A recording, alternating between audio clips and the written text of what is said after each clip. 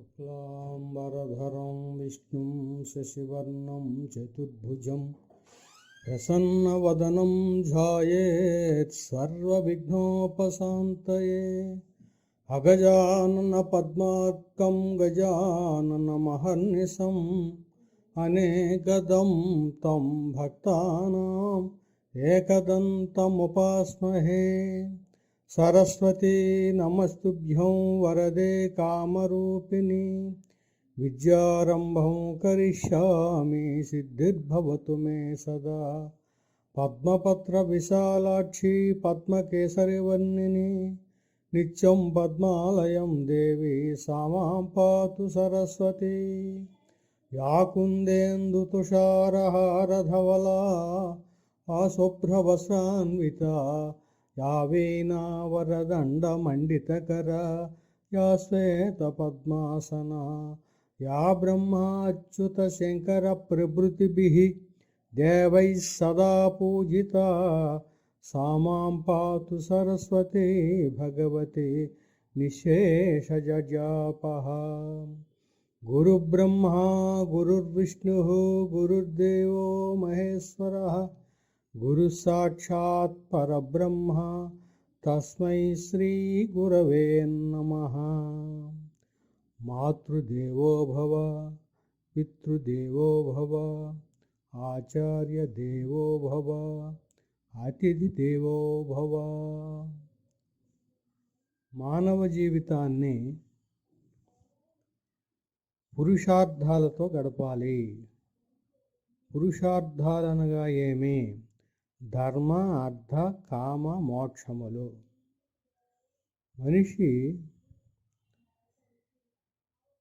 తన గృహస్థ ధర్మాన్ని తన వృత్తి ధర్మాన్ని ధర్మయుతముగా జీవించి ధర్మముగా ధనాన్ని సంపాదించాలి. న్యాయపరముగా కష్టార్జితముగా ధనాన్ని సంపాదించి న్యాయపరమైన శాస్త్రసమ్మతమైన ధర్మయుతమైన కోరికలను తీర్చుకుంటూ సమాజ సేవ చేస్తూ తాను చివరిలో మోక్షాన్ని పొందాలి. ఇది పురుషార్థాల యొక్క ప్రధాన ప్రయోజనము, ప్రాముఖ్యత. ప్రతి మానవుడు ఈ విధంగా జీవితాన్ని గడపాలి. అయితే గృహస్థాశ్రమంలో తల్లిదండ్రులు పిల్లల్ని ఏ విధంగా పెంచాలి అనగా, పంచవర్షాత్ భవేత్ రాజా, పంచవర్షాత్ భవేత్ రాజా అనగా 5 సంవత్సరాల వరకు రాజులా కానీ కొంతమంది దేవుళ్ళలా కానీ పెంచాలి అంటారు. 5 సంవత్సరాల నుంచి 15 సంవత్సరాల వరకు దాసవత్, భగవంతునకు భక్తుడు సేవలు చేసినట్లుగా అన్ని సేవలు కూడా ఇంట్లో చేయాలి. అన్ని పనులు నేర్చుకోవాలి. 5 సంవత్సరం నుండి 15 సంవత్సరం వరకు ఇల్లు ఊడ్చుట, వంట చేయుట, బజారు చేయుట, మనిషి బ్రతకడానికి కావలసిన పనులన్నీ కూడా తాను స్వతంత్రంగా ఎక్కడైనా జీవించడానికి సన్నద్ధుడుగా అవటానికి అన్ని పనులు నేర్చుకోవాలి 15 సంవత్సరాల వరకు. ఆ పని ఈ పని తేడా లేకుండా అన్ని పనులు నేర్చుకున్న తర్వాత 16 సంవత్సరాల నుంచి తల్లిదండ్రులు పిల్లలను స్నేహితులుగా చూడాలి. మంచి సలహాలు ఇస్తూ మంచి మార్గం నడిపించుతూ వాళ్ళ జీవిత మార్గానికి ఒక దశను ఏర్పాటు చేయాలి. అది 20 సంవత్సరాలు వచ్చిన తర్వాత తనకి సంపూర్ణ జ్ఞానం వస్తుంది. సంపూర్ణ జ్ఞానం వచ్చిన తర్వాత అతన్ని మిత్రుడిగా చూస్తూ ఆయన తాలూకా చదువు, సంస్కారం ఇవన్నీ నేర్పుతూ తాను ఆఖరికి జీవితంలో స్థిరపడే ఏదో వృత్తి కానీ ఉద్యోగం కానీ చేస్తూ తాను జీవించుటకు తల్లిదండ్రులు సహకరించాలి. ఇది పిల్లల్ని పెంచే విధానం. తదుపరి మానవుని యొక్క జీవితాన్ని ఒక ప్రణాళికాయుతముగా గడపాలి అని రఘువంశ మహారాజులు సూచించారు, ఒక ప్రణాళికను ఏర్పరిచారు. శైశవే అభ్యస్త విద్యానాం యౌవనే విషయైషిణాం వార్ధక్యే మునివృత్తీనాం యోగీనామంతే తనుత్యజాం. మనిషి జీవితంలో మొదటి దశ శైశవం.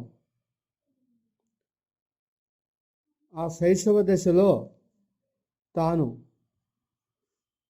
బ్రహ్మ గురుకులాశ్రమంలో కానీ పాఠశాలల్లో కానీ విద్యను నేర్చుకోవాలి. ముందుగా తను ఆధ్యాత్మిక విద్యను పూర్వకాలం గురుకులాశ్రమంలో నేర్పేవారు. ఆధ్యాత్మిక విద్యను నేర్చుకొని తదుపరి జీవించే విద్యను కూడా నేర్చుకోవాలి. అంటే జీవితంలో బ్రతకాలంటే ధనాన్ని సంపాదించాలి, న్యాయార్జితంగా ధనం సంపాదించే విద్యను నేర్చుకోవాలి. తాను 25 సంవత్సరాల వరకు విద్యలు ఆధ్యాత్మిక విద్య, జీవన విద్య నేర్చుకుంటూ తదుపరి 25 సంవత్సరాల తరువాత దేశ పర్యటన చేయాలి. ఎందుకంటే bookish knowledge is not powerful.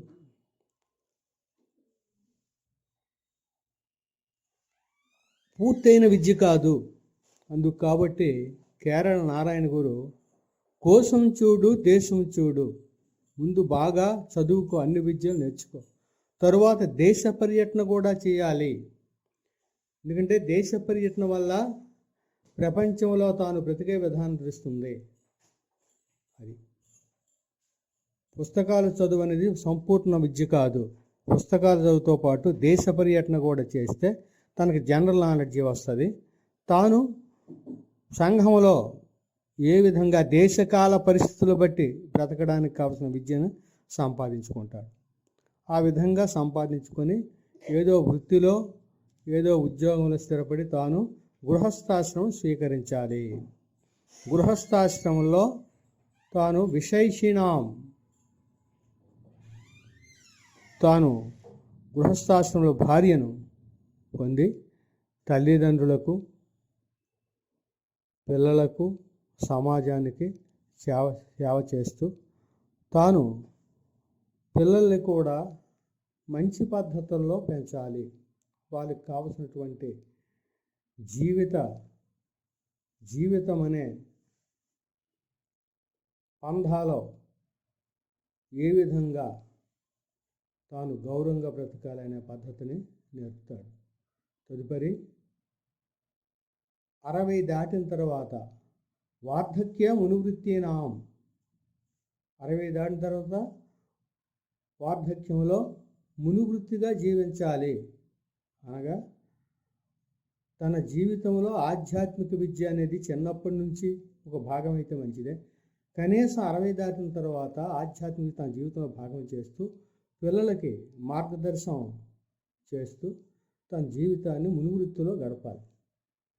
తదుపరి 60 నుంచి 80 వరకు మునివృత్తిగా గడుపుతూ యోగేనంతే తనుత్యజాం, 80 తర్వాత యోగిగా మారిపోవాలి.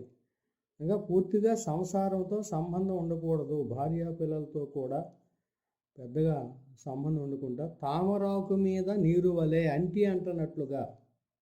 అంటున్నట్లుగా జీవితాన్ని గడుపుతూ తాను నిరంతరం కూడా భగవత్ సేవలో, భగవద్ అనుభూతిలో,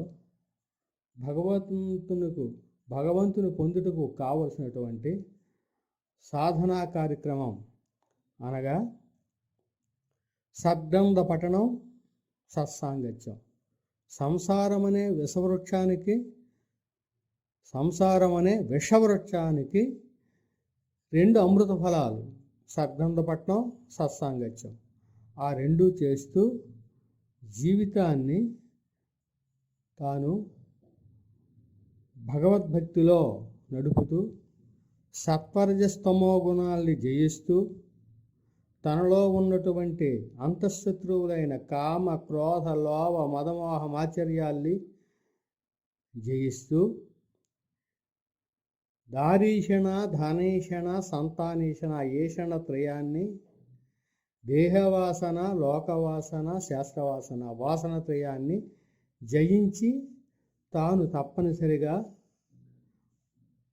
శతవత్సరములు జీవించి భగవంతునిలో ఐక్యమై ముక్తిని పొందే మార్గంలో తాను జీవితాన్ని గడపాలి. ఇది ఒక ప్రణాళిక. ఈ ప్రణాళికాబద్ధంగా జీవితాన్ని గడిపినవాడు తప్పనిసరిగా ముక్తిని పొందుతాడు. ఓం నమః.